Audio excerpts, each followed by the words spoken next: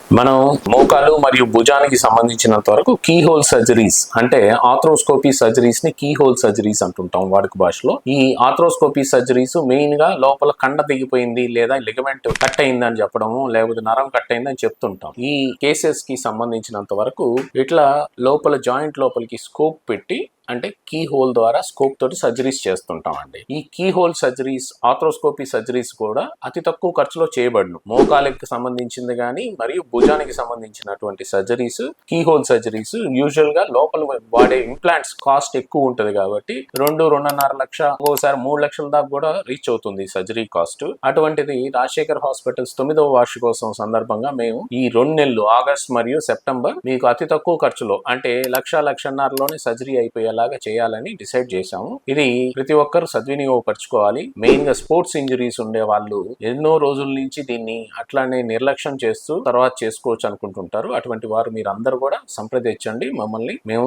తక్కువ ఖర్చులో చాలా మంచి ఇంప్లాంట్స్ వాడి మీకు చాలా చక్కటి రిజల్ట్స్ వస్తాయి. Thank you.